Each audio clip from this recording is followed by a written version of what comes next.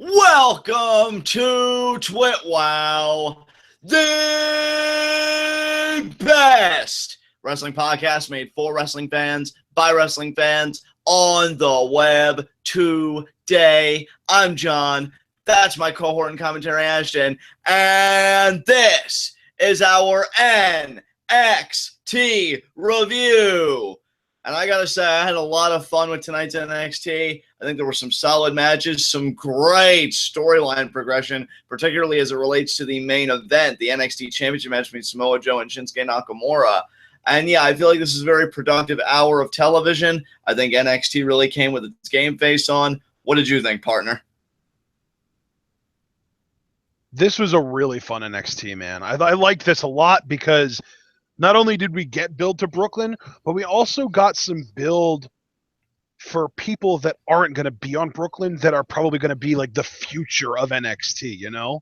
I would certainly have to agree with you there. I like the foresight that NXT demonstrated, realizing, Brooklyn's only one event. We need to build past that. We need to get people that could emerge as contenders in the aftermath of Brooklyn. And I feel like they kind of started that work. In particular, I would say the women's division and maybe even in the tag team division a little bit. But we'll get to that a little later. With that said, do you have any other preliminary remarks you would like to make about this show?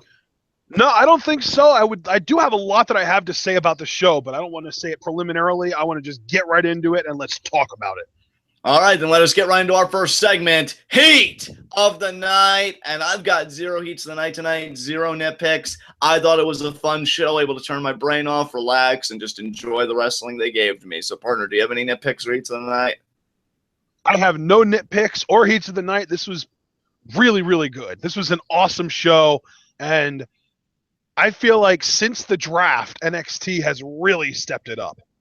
Yeah, which is crazy because I think we were the most fearful for NXT, but for one, they didn't even really get that rated to begin with, and two, they've really responded in a major way. I feel like they've been putting their best foot forward recently. But with that said, let us get right into our NXT review. And partner, how do we open this baby up? Well, I mean, before we even get to that, I want to comment on what you said about how we feared for NXT. I think that you and I were two of the people that were the least fearful for NXT because we saw it as an opportunity for growth. We saw it as, okay, all these top stars that NXT has really been relying on and leaning on over the last year and a half or so aren't going to be around anymore. It would be like, kicking out the crutches from somebody in rehab. It might hurt at first and they might struggle at first, but they'll be stronger in the long run. And that's kind of what we thought for NXT. But as it turns out, they didn't really get the crutches kicked out from under them so much as they just got like a downgrade to a cane because they didn't really get rated that hard at all.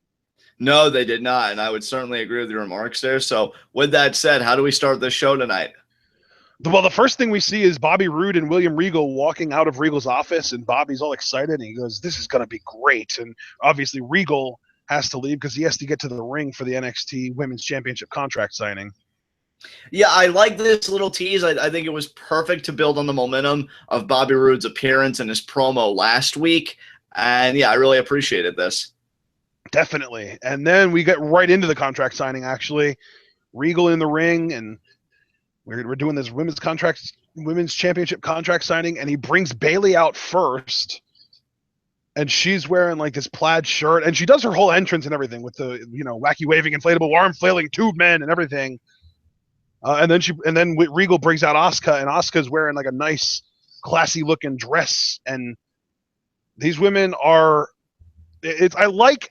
This is going to sound really stupid, and I apologize if it does, but I like that their personalities were kind of on display with what they decided to wear to the contract signing, because Bayley kept it more casual. She's kind of more laid back and chill. Asuka was more business casual, borderline professional looking, Yeah, definitely. I could see where you're coming from there. How did you feel about how this whole contract signing was handled in terms of each woman's approach? Because Bayley seemed quite aggressive here, at least verbally and in demeanor, whereas Asuka seemed more composed, at least to me. I wouldn't necessarily even call Asuka more composed. I think I would because I would say Bayley was just straight up aggressive, whereas Asuka was more passive aggressive, That's fair. I think it's a fair assessment to make. Did you like that Because Bailey was more aggressive? Straight up, like, Bailey gets on the mic and she's just like, "Listen, Asuka, this is what I've been doing for the last year. Last year at Brooklyn was a dream. Dallas was a nightmare. But your mysticism and all this mystique that you had built up around you at Dallas that allowed you to beat me is gone.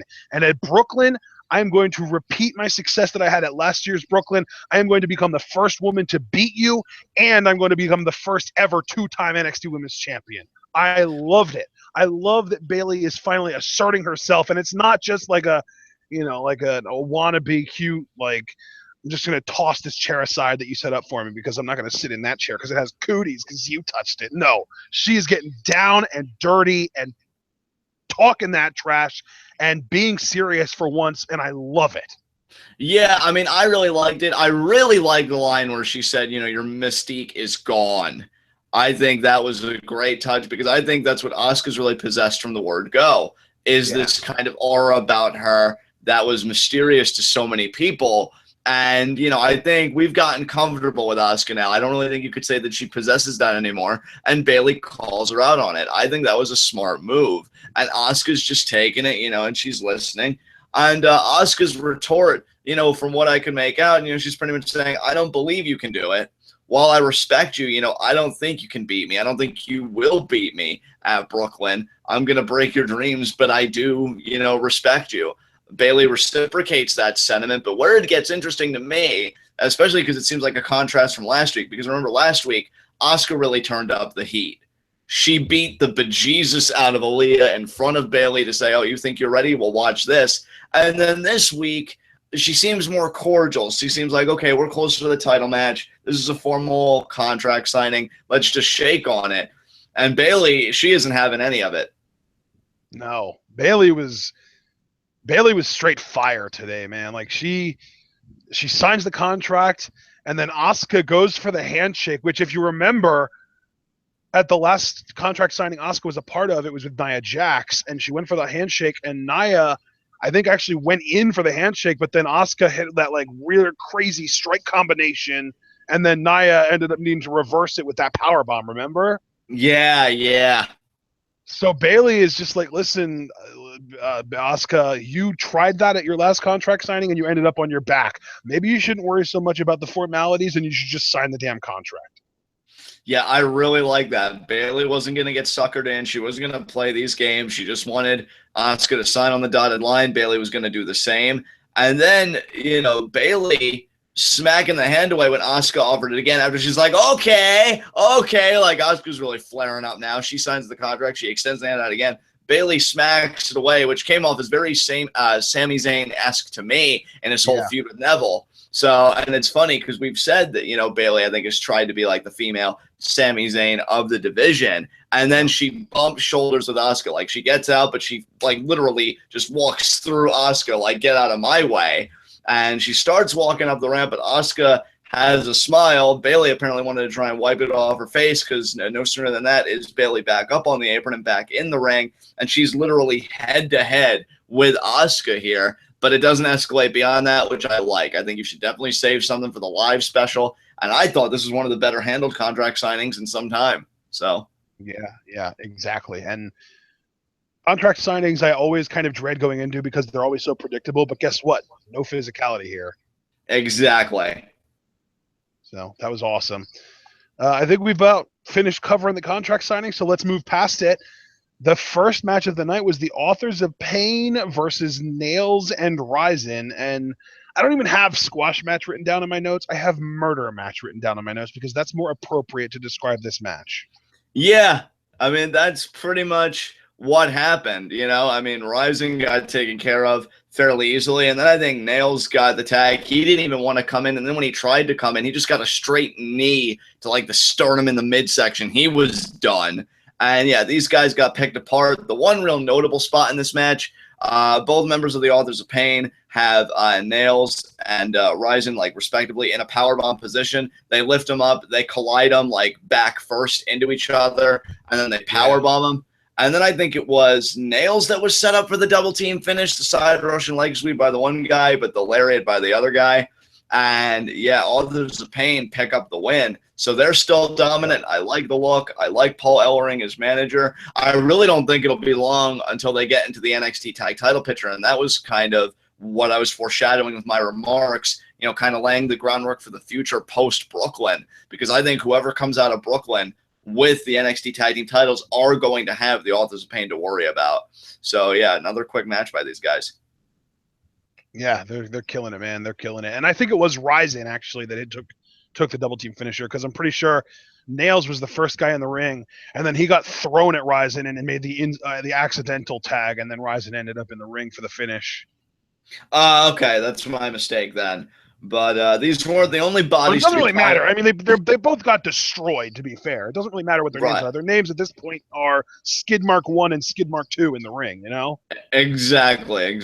And they weren't the only bodies to be piled up tonight, because who tries to make the save but TM61? Now, I like this, Ashton, because remember last week they faced the NXT Tag Team Champions, the Revival, and they lost that match. So you go from facing the champions to facing the guys that are really having a very hot trajectory towards NXT tag title contention in AOP. I really like that. I think it's a logical, I don't want to call it a demotion, because I do like AOP and I do think they're going to be in the title hunt, but it is. I mean, you know, if you're doing something other than facing the champions, it's a demotion regardless of how good they are. So I think that's very smart booking of TM61. Yeah, I'd say just a logical progression in their story, you know? Right, exactly, yeah. And also, this is kind of what we were talking about earlier when we mentioned them not only building towards Brooklyn, but also building towards the future past Brooklyn, because neither one of these teams is going to be on Brooklyn that we know of, unless they make a match between them on Brooklyn. But that we know of, neither one of these teams is in Brooklyn, and for sure neither one of them is in a title match at Brooklyn. So that to be able to stick these teams together now that Alpha is on the main roster, and I mean, obviously the Authors of Pain look like they're probably going to continue dominating, even despite a slight step up in competition. Actually, not even slight, a pretty drastic step up in competition from local jobbers to TM61. It's interesting. It's going to be interesting to see if TM61 can even get one over on the AOP. Yeah, because I mean, you even think about their double team finish, you know, Thunder Valley. You know, that requires both of them to lift a guy up and then drive him down. I don't know if they could do that to AOP, but that could be a great spot if they do want to get these two teams on the Brooklyn card, which could be interesting. I mean, even if they wanted to hit that move and then have the other member of AOP break it up so that they still don't lose, but it's like, oh, we were that close, you know? It would be cool. Yeah, you know what they could do? I mean, we could have this match in Brooklyn, and then, I mean, presumably you'd have to think that AOP would go over. And then whoever would win the NXT tag title match, maybe AOP attacks the winners, just immediately picking up right where they left off. We beat TM61. Now we immediately go after the champions. That could be a great way to utilize AOP, but that's for NXT to decide. But regardless, they are still so dominant right now, and TM61 wasn't able to slow them down. Yeah, definitely. So up next, we had an interview, Andrea DeMarco interviewing Shinsuke Nakamura. And Nakamura, it doesn't matter if he doesn't speak perfectly fluent English. He speaks good enough English, and his charisma carries him the rest of the way. He's so good. Oh, dude, I completely agree. You and I have talked about it multiple times here on NXT TWitWoW. Shinsuke Nakamura is just that attraction level of over. Like, when you see him, you should know that business is about to pick up. You should know that significant things are about to happen on your screen. And I think he's just one of the best performers in the world right now, easily. So, great stuff. Exactly. Yeah. He talks about, you know, I'll find Joe when I want to. It's just so cool. But then we get into and speaking of cool, actually, we get into our second match, and probably one of the coolest guys in NXT right now, Andrade Cien Almas, is competing against somebody that we've seen before but hasn't really had much singles success, Angelo Dawkins. Yeah, the Curse of Greatness, and that's a nickname I still don't understand, admittedly, but we see him back in NXT, so very interesting. But Andrade Cien Almas, he really wasn't sweating Angelo Dawkins, and he made fairly quick work of him. But the question I have for you, Ashton, is how do you like the slightly polished, at least in terms of repertoire, Andrade Cien Almas? Because the double knees in the corner is no longer the finishing move, it is rather the setup maneuver. And then Andrade does like this hammerlock DDT of sorts that I think is really cool, but I want to know what you thought of it. Yeah, I like the hammerlock, but I also like that he had like a little bit of side Russian leg sweep, leg trip kind of action going on top of that too. I think that made it look like a really devastating finisher because like even if you are a little bit kind of inside baseball, but even if you are familiar with the business, how does someone protect themselves taking that move? You're getting tripped, your arm is trapped behind your back, and your head is being driven into the canvas. How do you even protect yourself, much less if we're talking kayfabe here? How the hell do you kick out of that? Exactly. And Angelo Dawkins certainly didn't have an answer tonight because he got pinned after this move. And Andrade celebrating. And normally after a match like this, I'd think, oh, NXT's probably just going to cut to something else. But lo and behold, Andrade Cien Almas, they haven't given up on him yet. They are giving him something for NXT TakeOver Back to Brooklyn. And Ashton, just what exactly has Andrade Cien Almas won here? I mean, I wouldn't really call it that something that he won. It's just an opportunity that he's been given, and that is to be in a match with Bobby Roode at NXT TakeOver Back to Brooklyn. Yeah, and Bobby Roode immediately, at least in my mind, overlooking Andrade Cien Almas. Just saying, that was a good match. A little sloppy, a little rough around the edges. Really no big deal, but it was good. It was good. And, then Bobby Roode proceeds to talk about himself, of course, because there's no more interesting topic of conversation on the planet, and says how, he wants to make NXT TakeOver Back to Brooklyn absolutely glorious. And, he got done talking to William Regal. And at TakeOver Brooklyn, it's going to be Bobby Roode in his, NXT in-ring debut against Andrade Cien Almas. And Bobby Roode promises that it will be absolutely glorious. And Andrade's got this big smile on his face. I think he's really excited to have that level of competition. Bobby Roode definitely seems confident. I mean, his NXT theme is caught on like wildfire. I'm enjoying his promos. I think he's really putting it together in NXT. It feels so good to sink my teeth into Bobby Roode again and to really get behind his work. And I do worry a little bit about Andrade Cien Almas because I mean, again, we will be doing TakeOver Back to Brooklyn preview and predictions. We'll be talking about this card at length. But I kind of get the impression that they're going to pass on Almas in favor of Roode. And I don't know. I'm a little worried for him. We'll see. We'll see. I think Andrade actually might stand a chance, but if we're looking at the way NXT likes to, kind of protect their new signings, I kind of get a feeling Bobby's going to win that. Yeah, which I guess, look, Bobby Roode is the older competitor. He's the more established competitor. They probably want to hurry things along with him. Whereas Andrade, not to say that he hasn't done like his own significant work in pro wrestling. Obviously, he has, former leader of Los Ingobernables. But in terms of NXT, he is still that new kind of project. I think they're still trying to find their way with him. I still think he needs to be heel, but it'll be interesting to see how he works babyface against Bobby Roode, how behind Almas Brooklyn is going to be. I mean, for all we know, in Brooklyn, Bobby Roode might get the pops. I mean, crowds can be weird, and we don't know what kind of crowd we'll be expecting on the 20th. But I'm excited for the match. I think it's one of those more intriguing matches on the card. You really don't know how it's going to go. Yeah, I mean, you've got kind of a situation where people want to sing Bobby Roode's theme song, and really singing theme songs is kind of the ultimate sign of a babyface being over, isn't it? Exactly.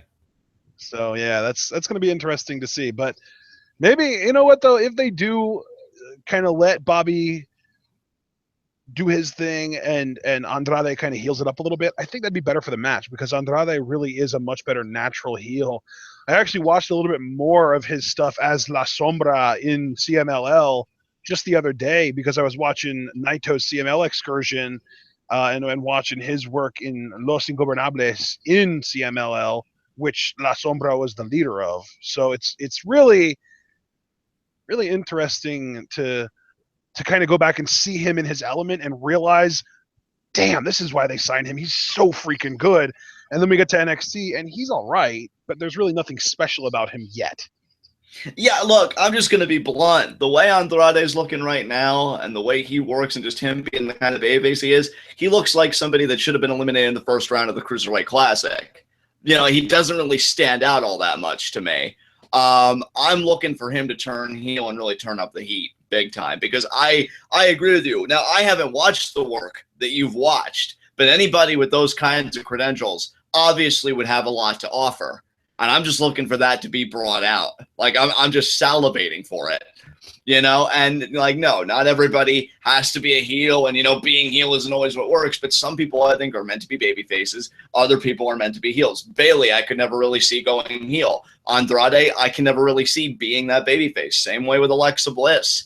And I'm just looking for them to really tinker with him a little bit more. But they took a step in the right direction tonight in two ways. One, giving him a new finisher. I think those double knees are much better as a setup. And two, putting him in a program with Rude, even though he's still working the wrong alignment. It's nice to see that the competition's being upped and they haven't given up on him. So I'm excited. Definitely. Yeah, I'd like to see Ty Dillinger maybe cause like a distraction in that match that causes Rude to be able to get the win, keeps Andrade strong, and continues the Ty Andrade feud. Yeah, I mean, that's been dropped for a good while. And speaking of dropped, where the hell is Ty Dillinger? Because we haven't seen him in a long time. Why do you think I'm bringing this up, John? It's because I want more Ty Dillinger in my life. Yeah, it didn't really seem to have much logic on your part, so I figured it was more desperation. But we'll have to see what they do with Ty Dillinger. I mean, you know, I don't really know. No idea how much desperation I possess when it comes to Ty Dillinger. Okay, that sounded wrong, but the idea is I want him on my TV.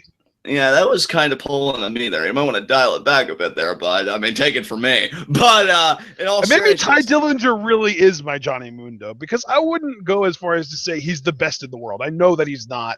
To me, best in the world comes down to Nakamura and Naito. Right. But god damn, I love Ty Dillinger so much. He's probably my favorite that I can't necessarily openly acknowledge as the best in the world. I want him back on my TV. What the hell did they do with him? And why I even asked that, like, this isn't somebody like Marcus Louis, you know what I'm saying? This guy was legitimately over. And I'm just wondering what the hell, because hasn't he been gone for over a month at this point? I don't even think I'm exaggerating. Yeah. Yeah. You're not. It's definitely been at least a month. Yeah, that is ridiculous in NXT time. And I wonder, though, I got to ask you, we're already talking about him. We might as well have this conversation out. Do you think they're holding him back deliberately for something special? Because I don't think this is an accident. It can't be. Well, maybe he comes back as a face. Remember, he lost to Oni Lorcan. Maybe he comes back as a face. Do you think maybe he challenges Oni Lorcan again after this hiatus and maybe he wins? Maybe he just needed to go and figure things out storyline-wise? Maybe post-Brooklyn, Oni Lorcan will get a nice, proper, month-long build, and then Ty will come back, challenge him, and really take him to the limit. Maybe even Oni wins that, but then you can build Ty as a sympathetic face, and that would work too. That could work, because you know what? We've had our criticisms of NXT, but I don't think I could ever, in good conscience, call NXT idiotic in terms of things like this. I don't think this is an accident. It doesn't feel like an accident. I'd have to think, I kind of agree with you. Maybe they're pulling him back because they're trying to trust in the old adage, absence makes the heart grow fonder. And they really want Ty to get a huge pop when he comes back. Dude, can you imagine, though, okay, just imagine this. Beats Andrade Cien Almas at Brooklyn, and then he starts cutting a promo, tearing down the crowd, telling them they're worthless, talking about how he's going to replace them with rich people, and then Ty's music hits? Yes, dude, that is so, because here's the thing, and this is a parallel I'm going to make, and I don't know if it's on the notes because I don't really know what the next segment is, but you figure No Way Jose has been working with Austin Aries. And I feel like what Austin Aries is for No Way Jose right now, kind of that legitimizer, that guy that he really gets to test his skills and elevate to the next level, Bobby Roode could be for Ty Dillinger. I think that's a feud that needs to happen with Ty Dillinger working 100% pure white meat babyface, baby. I think that'd be amazing. Yeah, that's what I'm saying, though. Because from what I understand, NXT is going to be going more global. From what I understand, they might even be doing 2 different takeovers, one in October-ish in Japan and one in December-ish in Australia or New Zealand. Ooh, very interesting. So, again, that's just a rumor. I don't want anybody to take that as gospel, and it's not even a super well-backed-up idea. It's just something that I've heard in passing. It might have even been on a Wrestling Inc. or some kind of news site. I don't know for sure, but I feel like just kind of putting all the pieces together, because I know I heard earlier this year that they're going to Japan for a takeover before the end of the year. And then I think I just heard recently that they might be going to like Australia or New Zealand for a December pay-per-view, for a December live special. So I don't know. We'll see. It could be really interesting. Yeah, totally, man. I agree. Because then we could do like Hideo winning the world title in October against Joe, or I don't know why they do Nakamura. I don't know why they give the title to Nakamura, but they might, and that would make just a big mess for everyone. We'll see. Yeah, we will. So what? So anyway, what was the last thing we were talking about? Andrade, yeah, that's right, Andrade and Bobby Roode. Austin Aries is asking Regal for a match at Back to Brooklyn, and William Regal says, "Okay, fine, you get Jose." So my reference earlier was on point because, No Way Jose and Austin Aries is the next feud we're touching on here. Yeah, makes perfect sense to me. I'm actually, now this isn't my formal prediction because I'm saving that for the video. I'm saying emotionally and as a fan, I'm really hoping No Way Jose wins. Because while I'm having my doubts about Andrade Cien Almas going over, I would hope that if that is the case, that Bobby Roode's going to win, we at least have a good trade-off of at least No Way Jose getting elevated. Because this guy has a great crowd following. I'm loving his fire, his character progression of, you know what? I don't want people looking past me, thinking they could do whatever they want to me. I'm going to bring the fight to them. And it's just been great stuff. So I'm really hoping subjectively that No Way Jose wins. I really am. Yeah. Yeah, I really do hope Jose wins. I mean, it's got a lot to do with the fact that you and I really aren't the biggest Austin Aries fans in the first place. Right.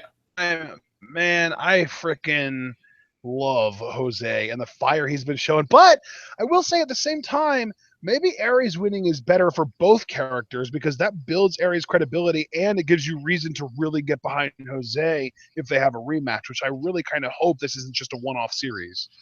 And see, that's the thing. The only way I'd excuse an Austin Aries win is if No Way Jose would go over in the end. Because I can understand needing to build Aries back up because think about it. The last TakeOver special, which was what? TakeOver the End, right? Austin Aries. Yeah, it was. Because I remember there were actually rumors that Brooklyn might not happen again this year, and that might have actually been the last takeover because it was called The End. But then they were like, no, it's the beginning of the end, guys. But, Austin Aries, I think it was at that takeover where he lost to Nakamura. And, I think they want to build him back up potentially because the only other person he's beaten after that, I believe, was Patrick Clark and maybe one other person, but not really many big names. So maybe No Way Jose would be, okay, Austin Aries wins at his first takeover, which would be Brooklyn. And then maybe on a special episode of NXT, No Way Jose and Austin Aries, they would have a rematch that would main event that episode. And No Way Jose would go over. That I'd be cool with. But I let me put it to you this way. Let me put it to you succinctly. I don't want No Way Jose to get cheated out of this feud.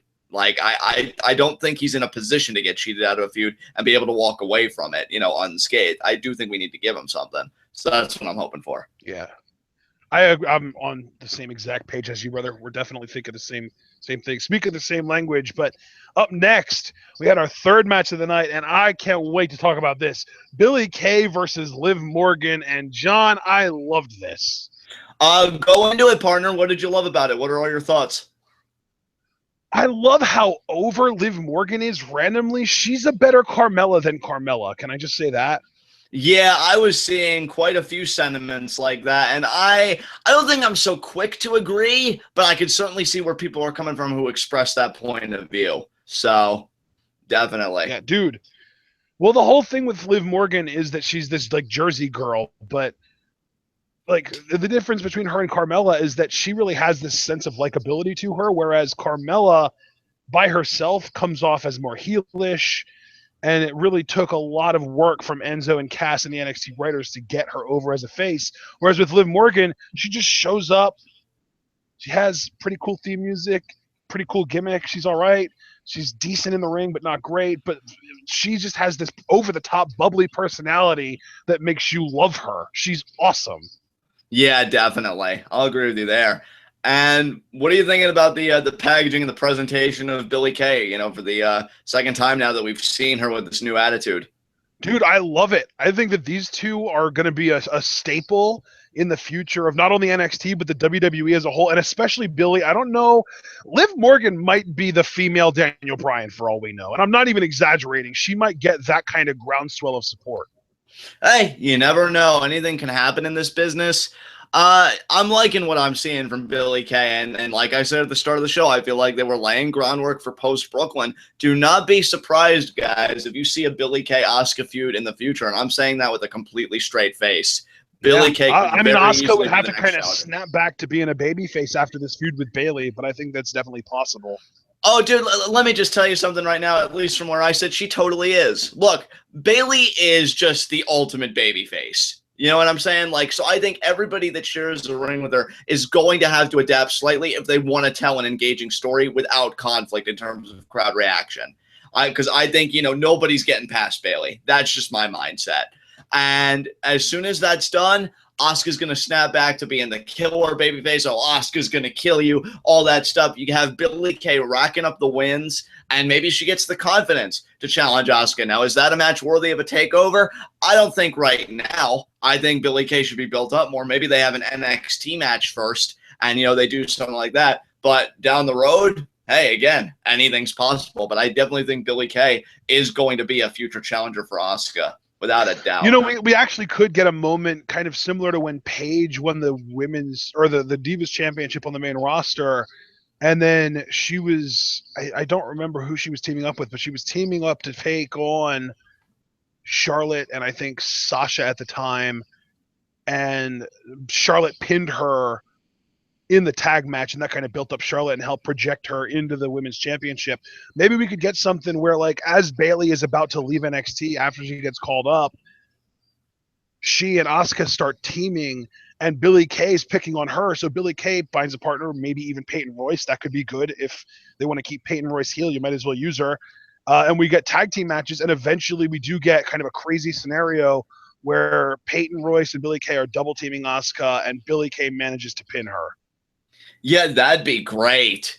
I think if, and like, I'll add on, you know, and I think I'll build on what you just said. If Billy Kay could get a win over Bayley, and you know what, after that tag match, if Bayley would stick around just long enough, I would have a one-on-one match between Bayley and Billy Kay with Billy Kay getting the upset win. Why not?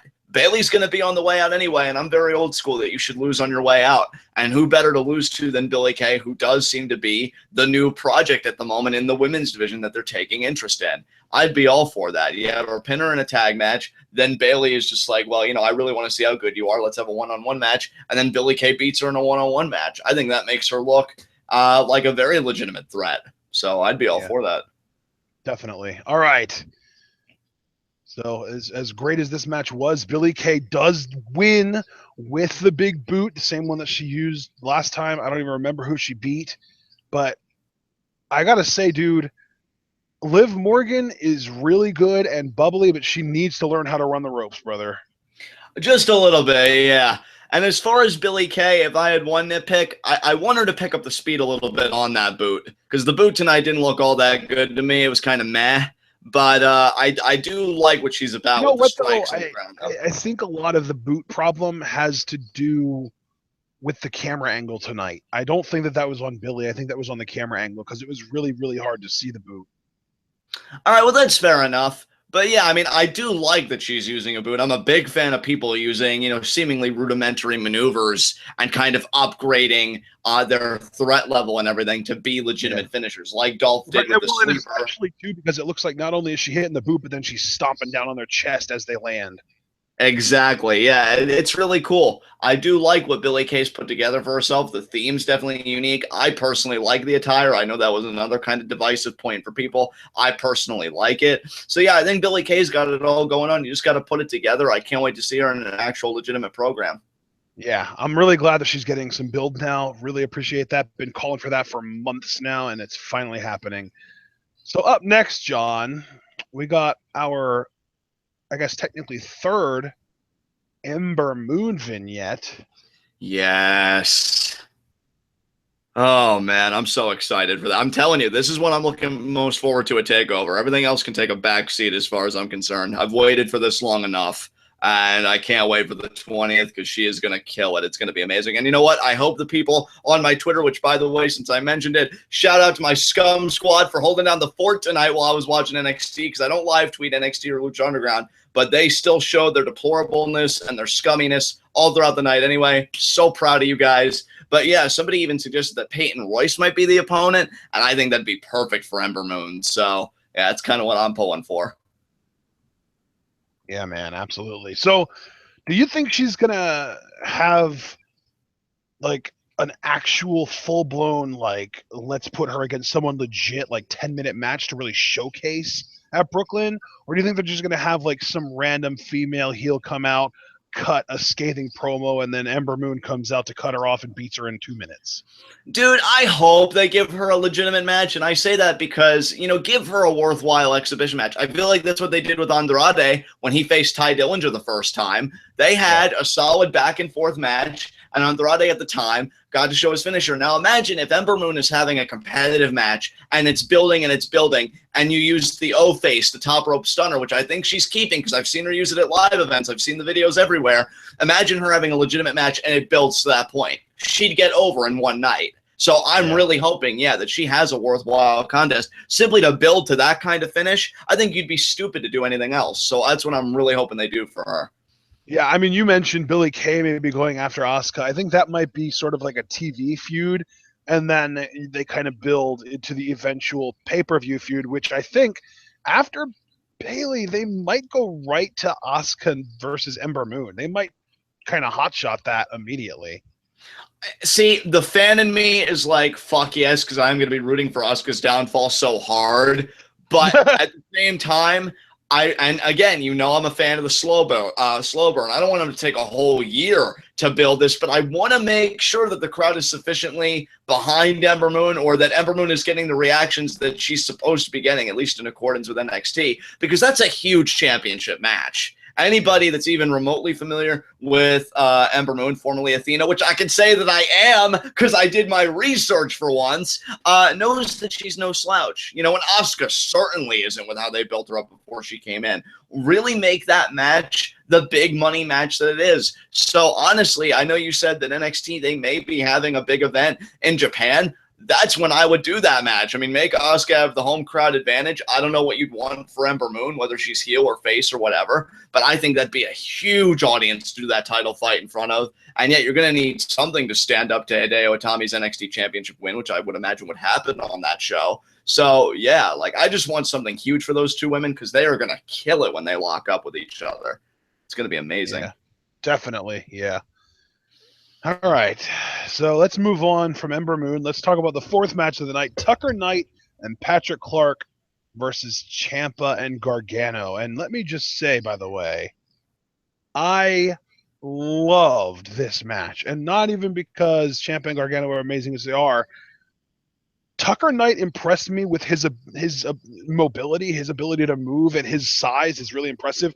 And Patrick Clark, John, I think he's like 19 years old, and he is a freaking stud. He is going to be a legit star for the WWE. Oh, dude, guys like him, there's no other outcome but success for guys like that because he bleeds this business. And we saw a little bit of that on Tough Enough. This guy, let me tell you something. Even if this guy doesn't make his lot in WWE, I could very easily see him pulling a Juice Robinson and going to Japan. I don't know if Lucha Underground would exhibit interest in him, but if they would give him a character, I think he'd have the time of his life. Hell, as much as I hate it, TNA is always an option, but the point I'm trying to make is when you are for this business, like Patrick Clark, because Patrick Clark I would classify as a guy, there is no plan B for him. It's either wrestling or I get used to being homeless because I don't want to do anything else with my life. Yeah. He's gonna make something of himself. Absolutely. And actually, dude, I'm looking him up. He'll be 21 in like 9 days. He turns 21 on August 19th. When you're that young and you love the business that much at such an early age, you are gonna be just fine wherever you are. And I never really expressed. Yeah, he's got everything. He's got the look.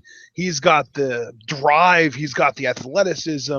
He's got the charisma. He's got the ability to make the crowd react to him the way he wants them to.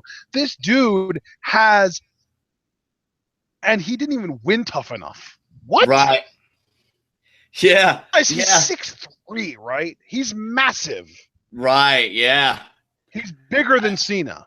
Yeah, dude. That's crazy to think about. He really does. He has all the tools. In fact, I'll be honest. I don't know if this is the cleanest parallel, but I hope everybody can work with me here. I feel like Patrick Clark could be, and I want to stress could be because it could very easily go the other way, but he could be everything I was hoping that Apollo Crews would have been by now, because I had high hopes for Apollo Crews that he'd really connect with the audience and he'd transcend and he'd be this big player. And Apollo Crews still might be. I mean, I'm not shuffling him out the door by any means, but I think Patrick Clark has got a better shot at only 21 with his drive and his charisma and everything else to be what I perceived Apollo Crews is going to be.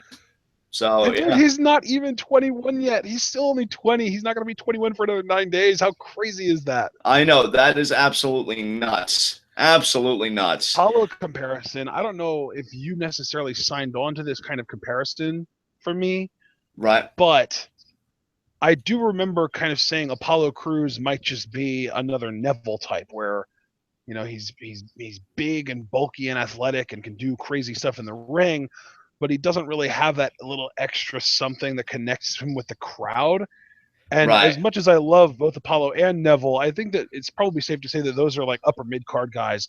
Patrick Clark, to me, and another thing worth mentioning with Apollo is that I think he's 5'10", 5'11", so he's not that tall, kind of like Big E, too. Big E's also, I think, 5'11". Patrick Clark's 6'3", dude. Like, somebody, and he has charisma. Like, that's the crazy thing, is this dude can cut a promo. This dude has a really unique gimmick that he uses at house shows where he's like a Trump supporter and he's just a complete and total asshole, but he gets people to hate him. And even now, like he wears the United States of America imagery on his pants, and it sort of, you know, it kind of gives you this image of, God, this guy's a douchebag. But at the same time, if he would just tweak his character a little bit and start cutting promos the way that he cut his promo on Tough Enough that we saw, he's going to be an instant top babyface. He can do anything and everything. He's an amazing prospect to me.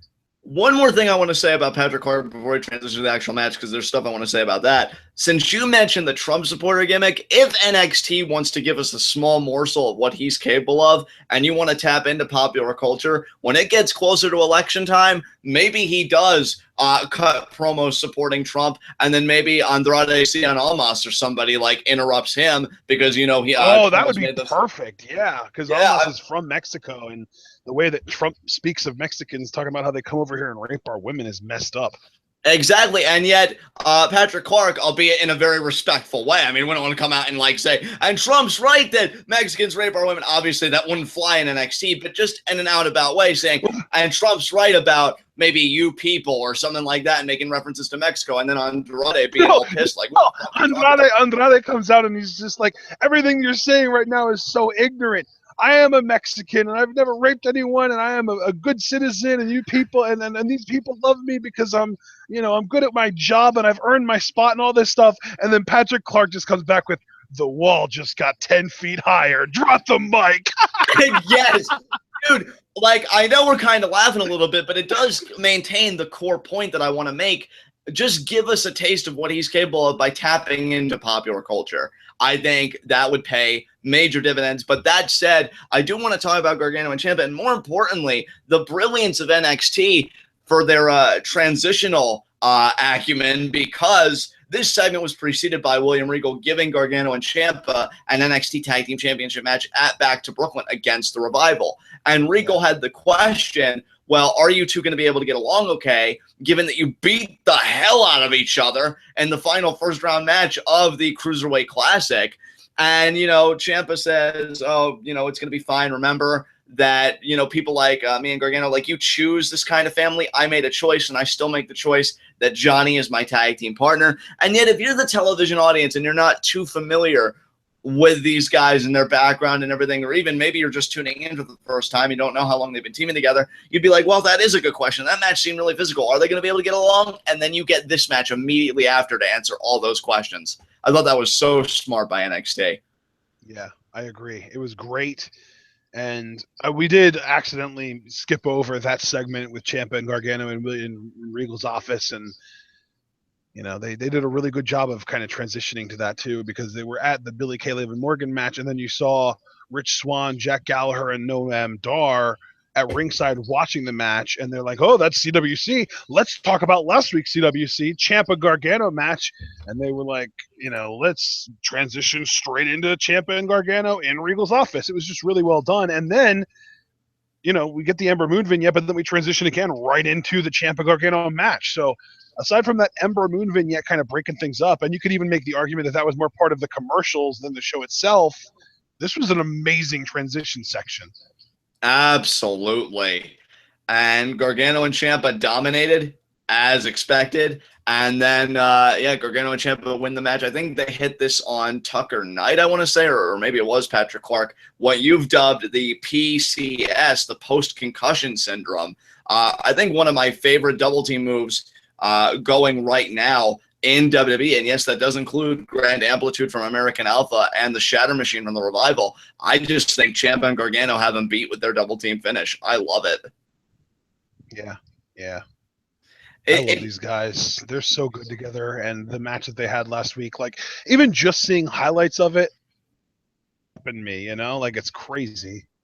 Absolutely, dude. That match was phenomenal. Some people are already calling it like a match of the year contender, and I'm hard pressed to contend to be like, no, you're wrong, because it really was like a great I'm match. not even joking when I say that if we're looking exclusively at the scope of the WWE machine and that umbrella, I do think Ciampa Gargano is the match of the year. I think that match is so much better than the Sami Zayn Kevin Owens match that a lot of people are saying is the match of the year. And I really legitimately do think that if we're just looking at the scope of the WWE umbrella and everything happening under that brand, match of the year so far. I mean, obviously, I still think that Lucha Underground and New Japan have put out much better, longer, better matches. I said better twice there. Apologies there. But as far as just WWE and everything that they do, Ciampa Gargano takes the cake for me.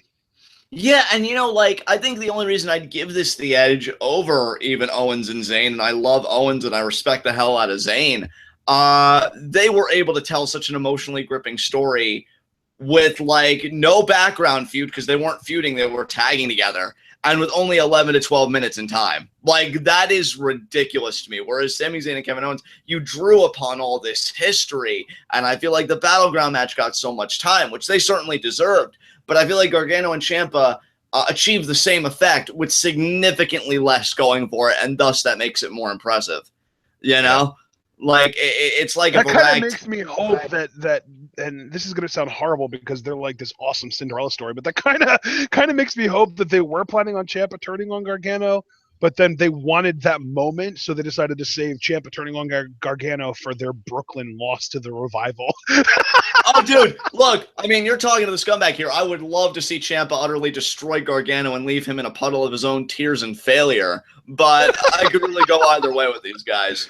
Yeah, dude, I think, I think if these guys end up in a program together, though, that's kind of what I'm getting at when I bring that up. If these guys get into a program before the end of the year, they might end up putting on an actual, not just WWE, but overall match of the year candidate, because if they could do that with 11 minutes and basically no actual heat between the two, imagine what they could do with 3 months of build leading into an NXT TakeOver special in December.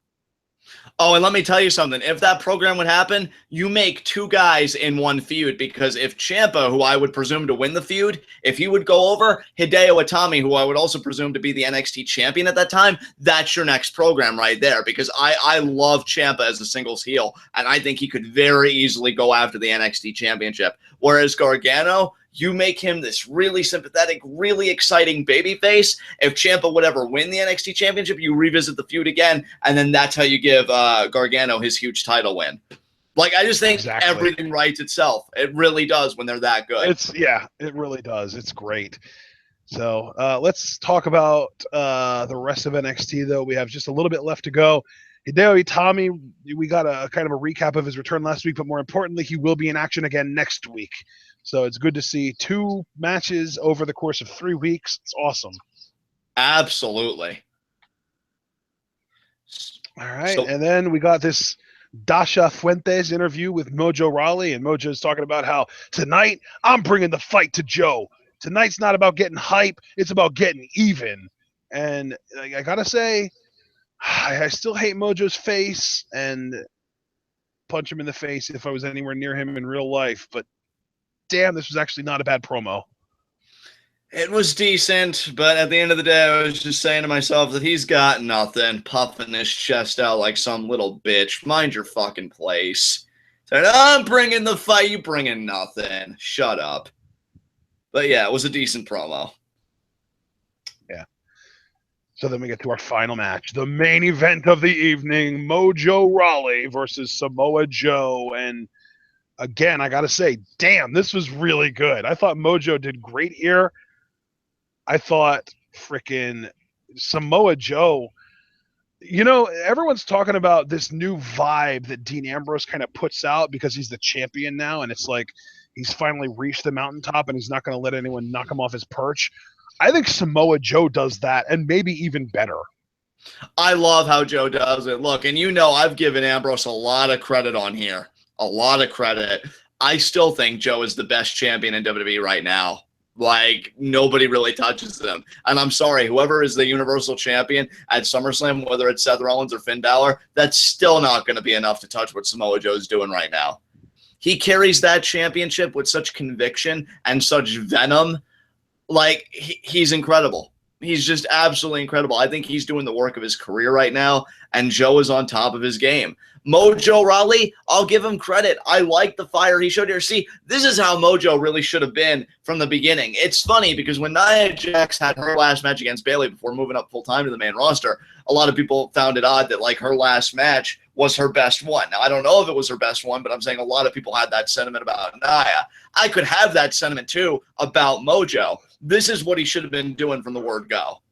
Not this overly obnoxious, like, he ain't hype, he ain't hype, he ain't hype, he ain't like that. That just grates on my nerves so bad. But a guy that's like really zoned in, really focused, is really imposing his will. Like, yeah, I've got energy for days, and I'm using it all to kick your ass. Like, can I just say, it feels like the Mojo Rawley that we've had throughout the years has had like really extreme ADHD, and tonight he remembered to take his Ritalin. Exactly. Yeah. And like the only other time I can say that I feel like I saw this Mojo Rawley and it was really nice was when whoever injured him, I forget who it was. It may have been Tyler Breeze or whatever. Tyler Breeze, yeah. It was yeah, Breeze. and he had his arm in the sling, and he's cutting this promo, but he's saying it really somberly, like, I stay hyped. Almost like he's like threatening Tyler Breeze, like, I'm going to keep my mind on you, and I'm not going to forget about you. I'm not going to forget what you did to me. Like, those flashes, I was like, man, now we got something. Like, you don't need to turn it up to 11, dude. Like, you keep it at 8 or 9, and you keep it really intense. Like, that's good.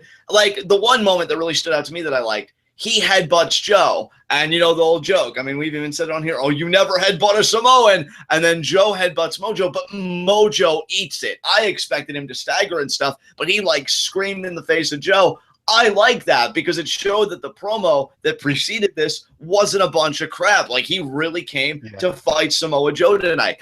Obviously, it was for nothing, and I like, too, how they showed the disparity in skill level because Joe's been on the indies forever, and Mojo, he just came through developmental. He charges at Joe, but Joe has the foresight to move out of the way, and Mojo eats the steel steps.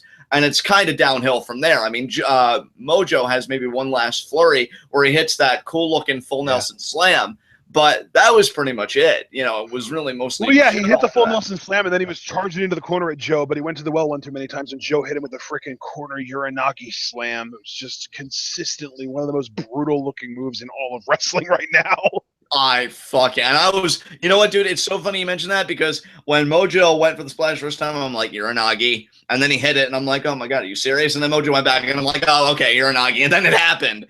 And then Joe picks up Mojo, gets him in the coquina clutch, and Mojo just taps out, which made me laugh so hard because, again, puffing your chest out, but how quickly we become deflated when reality smacks us in the face. And then Joe locks it back, and he's like, Nakamura, this is you. And he locks it in again, loving the intensity. But then, just as much as I love Joe, Shinsuke reminds me that he can one-up him because Yes. Nakamura doesn't have to be intense. He just has to be Nakamura. See, it's both a name and a verb.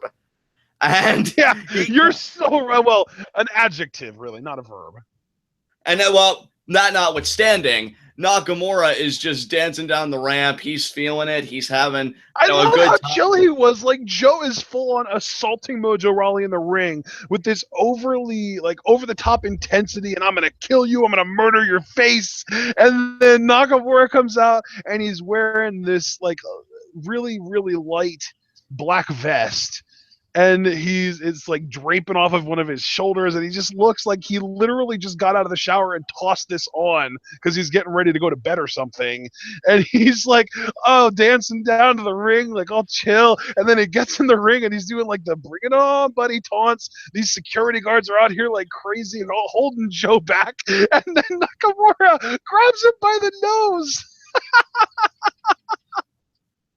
I think that about covers it, guys. I mean, that laugh and that enjoyment really sums it up because this was great stuff here by Nakamura. I love his style of mind games. He doesn't take it too seriously because, and that's the thing, Nakamura can have a good time because when the bell rings and he is formally competing for the NXT Championship, there's going to be none of that. It's just going to be straight knee strikes everywhere he can hit them. And that's what I love about it. Like, Joe takes everything so seriously all the time. And Shinsuke's just like, nah, man, there's a time and a place for that. And right now, I just want to play a game and got your nose. It's freaking great. And the crowd even chanted. I don't know if it was got your nose or got his nose, but they even chanted. It was got your nose. Yeah, it was got your nose. What? This is the most, like, talk about a juxtaposition. Right, absolutely. I love Nakamura so much. He's just so wonderful. Definitely, dude. I honestly hope the biggest tragedy in the world is that this version of Nakamura got to face Los Ingobernables de Japón Naito. Yeah. Yeah. But we have him here now, and honestly, I'm hoping his next destination is the main roster. That's why I'm kind of hoping he loses it back to Brooklyn because we need to get this show on the road, baby. He has got other people he could be facing right now. But that notwithstanding, this is a great segment. Loved how NXT ended. Do you have any other remarks about this? My only other remark is I really hope Nakamura loses at Brooklyn so he can get called up because I want him on SmackDown so bad. Yeah, dude. That'd be freaking great. That said, let us move on to our next segment, high spots and low shots. And, God, you know what? My low shot is going to be the jobbers who face the Authors of Pain tonight. They're my low shot because this is the second time we've seen them, and it's the second straight loss now. And they just got utterly demolished by the AOP, so they're my low shot. Well, if you're going to take that, then I'm going to say my low shot is the, TM61 because they came out, tried to save those guys, and still ended up getting demolished by the AOP, even despite the fact that AOP were just in a match. Yeah, they tried. They did. I mean, they did what they could, I guess. I don't know. I really hope that they are just kind of like they're going to have an excuse like, oh, we didn't think you would still have that much energy. We overestimated your breath or underestimated your endurance or something like that. Like just something because they got pretty well their asses handed to them. Oh yeah, majorly. My high spot, you know what? It's going to be Gargano and Ciampa. I'm loving how these guys are being promoted and booked and everything, and I love that they got their NXT Tag Team title shot at TakeOver Brooklyn. So that's it. I mean, they're formally in the hunt now. They've got their match. It's all on them at Brooklyn, and we'll see if they can get the job done. So they're my high spot. I'm going to kind of keep it simple here, and I'm going to make my high spot Samoa Joe just because he's on such a roll, and you know what? No, because Samoa Joe got humiliated by the end of the night. So you know what? No, I'm not going to do that. My high spot, I'm taking a little bit of a more obscure road. My high spot is Billie Kay because damn it, she kicked ass tonight, and it's awesome to see her finally getting a proper push. It's awesome. Definitely agree with you, man. I think her time has definitely come, and she certainly deserves it. I'm hoping she can make the most of it. I, again, see a program with Asuka in her future for that NXT Women's Championship, and I think she can definitely carry that upon her shoulders. So I think that's an excellent choice. With that said, do you have any concluding remarks you want to make? Absolutely not, brother. Let's take it home. All right, guys, this has been NXT. This has been TWitWoW, the best wrestling podcast made for wrestling fans, by wrestling fans, on the web today. I'm John. That's my cohort and commentary, Ashton. Guys, be sure to comment and subscribe on YouTube. Ashton, what question you have for our subscribers this week?